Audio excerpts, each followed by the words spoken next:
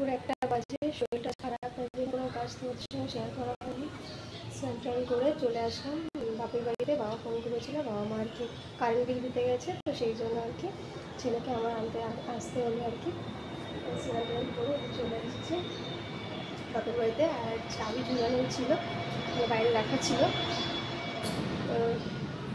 দরজা করলাম, দরজা খুলে দেখি টিভি চলছে। মা টিভি চালিয়ে দেখে চলে গেছে। হয়তো কারেন্ট ছিল না, টিভি সুইচ দেওয়া ছিল, কারেন্ট আসছে, টিভি চলছে। তো এখন যাবো হচ্ছে ছেলেকে আনতে। এখন 1টা বাজেনি, সেই জন্য আর কি দাঁড়িয়ে আছি। আর বাইরে একটু আগে বৃষ্টি হচ্ছিলো, এখন আবার ওয়েদারটা হাওয়া দিচ্ছে। শরীরটা আজ বড্ড খারাপ, শরীর যে কীরকম খারাপ লাগছে আমি বলে বোঝাতে পারবো না। যাই হোক, আজকে অনেক দুর্বল লাগছে শরীরটা। বাইরে ও মা, বলতে বলতে ঝিরিঝিরি বৃষ্টি নেমে গেছে। এই বললাম যে এক্ষুনি হাওয়া ছাড়ছিল, এক্ষুনি আবার ঝিরিঝিরি বৃষ্টি নেমে গেছে। ভাবা যায়?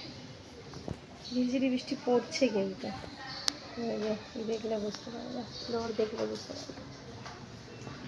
যাই হোক, ছেলেকে আনতে যাবো। সমুখে স্নান টান করিয়ে দিয়েছি। কই দেখি একটু, পাখাটা একটু বন্ধ করেছি, এই ভিডিও করছি তো সেই জন্য কথা শুনতে পাবে না বন্ধু। ওই দিকে তাকাও। এই যে আমার বাবাটা রেডি হয়ে গেছে, আর হচ্ছে গিয়ে একটা হাসি দিয়ে দেয়। কেন যে একটা হাসি দেয় আমি বুঝি না, একদম গোপলু সোনা হাসি একটা। তো ওকে স্নান টান করিয়ে এই যে একটা লম্বা প্যান্ট পরিয়ে দিয়েছি, কারণ বাইরে ঠান্ডা আছে সেই জন্য। আর আমারও তো শরীরটা ভালো না, ওই জন্য ওকেও আমি ঠান্ডা, মানে যাতে ঠান্ডা ফান্ডা না লাগে সেই জন্য আর কি এই যে লম্বা প্যান্ট পরিয়ে দিয়েছি। একটু তো সুস্থ থাকে না বাবা। স্কুল থেকে নিয়ে আসলাম, এসেই একটু সময় বসে বসে তারপর তখনই খেলনাগুলো বের করেছে। আমি বলছি বাবা তাহলে একটু স্নান করে আসি, তারপরে তুমি খেয়ে। স্নান করে রেডি হয়েই বসে পড়েছে। কি চাই? পাঙ্খা চালাবো? আচ্ছা চালিয়ে দিচ্ছি, এই চালিয়ে দিয়েছি। ওর খুব গরম, রাতেও ওরকমই করে, একদম গায়ে চাদর লাগবেই না। দেখো একদম দুষ্টু হাসিটা, দেখো দুষ্টু হাসিটা, দুষ্টু হাসি একদম। দিদাদা তো কেউ বাড়ি নেই নাকি। আর আমি এখন ওর জন্য ভাত মেখে নিয়ে আসবো, ওই খেলার চলেই খাইয়ে দেবো, হয়তো খাবে না। ফোন দিয়ে কোনো খাওয়া নেই, খেলতেই খেতে হবে। কোনো ফোন নেই আজকাল, ফোন দেই না ওকে, একদম দেওয়াই বন্ধ করে দিয়েছি। আগে একটু খাওয়ার সময় দিতাম, এখন সেটাও দেওয়া হয় না। দেখছো কিরকম বদমাইশি। সে আমি খাওয়ানোর সময় বুঝবো খানে যে খাওয়া বন্ধ করবে না, ফোন দিতে হবে না, কি করতে হবে সবটা বুঝবে আর তোকে তো ওর কথাই শুনবো আমি। আচ্ছা ও খেলুক, আমরা এখন যাই একটুখানি ভাত মেখে নিয়ে আসি। যেহেতু ওকে আজকাল ফোন দেওয়া হয় না বলেও খুব রেগে যায় আর কি। একদিকে ফোন না দেওয়াই ভালো। একসময় তো এমন হয়েছিল ফোন ছাড়া খেতেই পারতো না, এখন অনেকটা অভ্যাস ছাড়িয়ে দিয়েছি। আর একটু বাকি আছে, সেটাও ছেড়ে যাবে আশা করছি। এদিকে ভাজা হচ্ছে লুচি, আর দেখো লুচি একার মতো ফুলে উঠছে, একদম ফুটবল হয়ে গেছে। শরীরটা ভালো লাগছিল না, আর খাবার দিকেও খুব একটা রুচি নেই, তো সেই জন্য ভাবলাম একটু লুচি বানাই, লুচি খেতে মন চাইছে। আর ঘরে তো ডাল ছিলই, মানে ঘুগনি ডাল। আহা দেখো ফুটবল হয়ে গেছে লুচিটা। আর বর যেহেতু অনেকটা দেরিতে আসবে, আবার নাইটে কাজ করছে, দেখো আমি একদম ঘুগনি বানিয়ে নিয়েছি।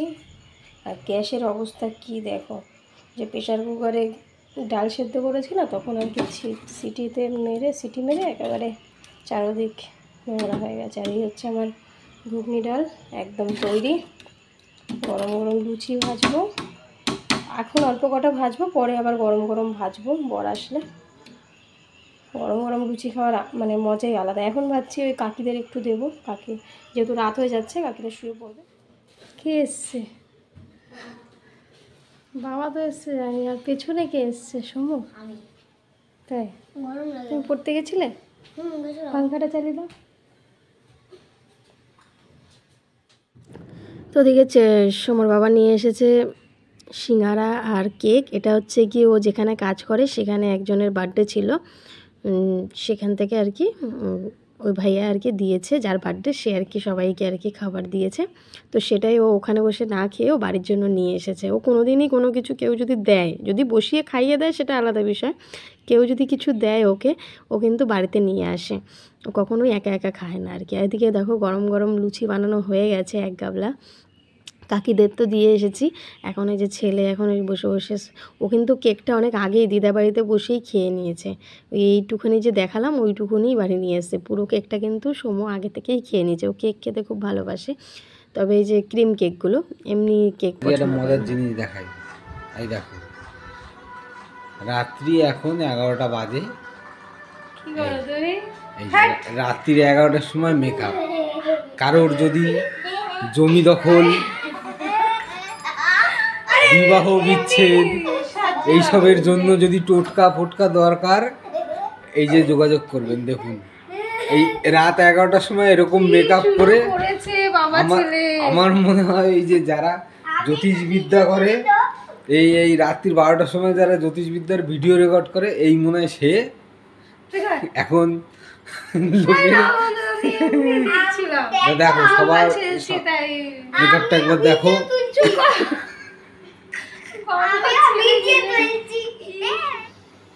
দেখো কি বিচ্ছিরি সেরেছি নিজে নিজে। কেন বলো তো? ভাবছি একটা ভূতের ভিডিও করতে হবে, ভূতের রিলস বানাবো। ওই জন্য নিজেকে আগে প্রথমে সেজে দেখছিলাম, আর সেটাই ভাবছি ব্লগে শেয়ার করবো না। কিন্তু আমার বড় মশাই আর ছেলে দুজনে মিলে আমার পুরো মান সম্মান ইজ্জত সব নষ্ট করে দিয়েছে। জানি আমাকে খুব বাজে লাগছে, মানে খুব বলতে কি একদম, মানে কি বলবো, তুমি কিছু বলো। কি বলবি, মানে সব থেকে ঘাটিয়া যদি কিছু লেগে থাকে তাহলে হয়তো আমাকে লাগছে। তো যাই হোক, ভাবছিলাম একটা রিলস বানাবো, একটা ভাইরাল রিলস, সেই জন্য এটা আগে থেকে একটু সাজগোজ করে ট্রাই করছি। এরকম অসভ্য বর কার কার ঘরে আছে বলতে পারো? এখন আমরা দুজনে রাস্তায় বেরোবো ভয় দিতে। যাবো আমার সাথে, যাবে রাস্তায় এখন আমরা ভয় দিতে বেরোবো। আচ্ছা তোমরা বলো তো, আমাকে কি সত্যি খুব বাজে লাগছে? হ্যাঁ, আমার নিজেকে বাজে লাগছে। তোমাদেরকে কি জিজ্ঞেস করবো, কি জিজ্ঞেস করবো বলো তোমাদেরকে? নিজেকেই নিজে আমি মানে অদ্ভুত একটা লাগছে। তো যাই হোক, অদ্ভুত লাগলে কি আছে, তাই না? সবকিছুই সাজতে হয়, ভালো সাজলে খারাপটাও সাজতে হয়, বুঝলা? আমাকে ভূতের মেকআপ করে দাও না। কি বাবা, মেয়ে ভূত না কিন্তু ছেলে ভূত করে দেবে। আচ্ছা ঠিক আছে, যা একটুখানি ফোন দেখো তো, ওরকম। তো ছেলেকে সারাদিন ফোন টোন দেওয়া হয়নি, তো বাবা ওই জন্য একটুখানি ঘুমানোর সময় দিচ্ছে। আর এই সবাইকে গুড নাইট বলে দাও। Good night.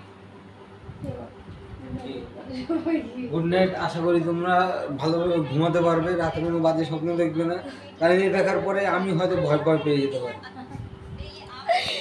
তো চলো, গুড নাইট, বাই বাই।